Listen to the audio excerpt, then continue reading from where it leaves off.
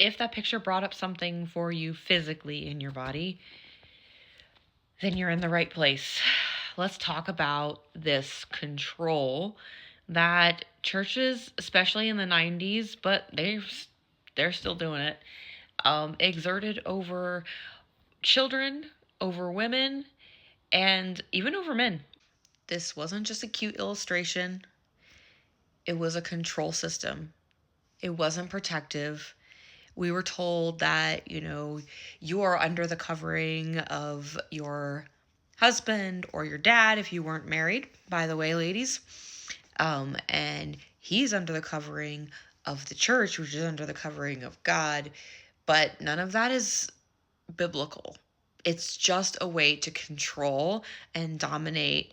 And a lot of women and children who grew up to be women, children who grew up to be men, lost their autonomy and did not learn how to make their own decisions because everything was being decided for them.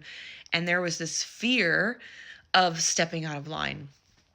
If I do something that's not under my umbrella of protection, and if you don't know that phrase, consider yourself very lucky. But if I did something that caused me to step out from under the umbrella of protection, what happens? Oh my God, I'm in danger. I'm in danger of losing my salvation. I'm in danger of getting hurt. I'm in danger because I can't make my own decisions. I don't know how to make my own decisions. And you never learn if you're a woman, by the way, because you're always under that umbrella. How is that okay? And can we talk about the men? This affected you guys too. You are suddenly responsible for the well-being, the spiritual well-being of your wife, of your kids.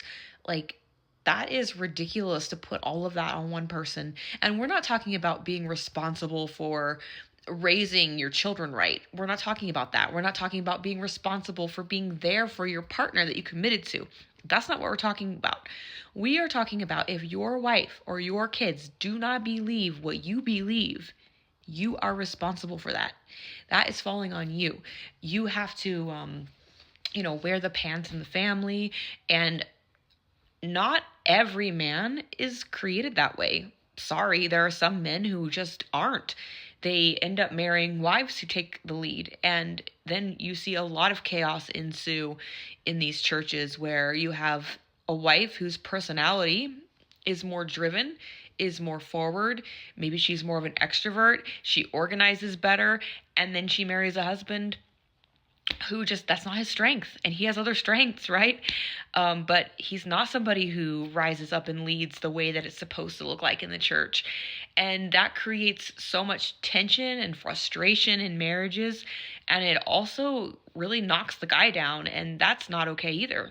So if you look at this and you feel anger, you feel shame, you feel disgust, you feel fear, your nervous system is telling you the truth.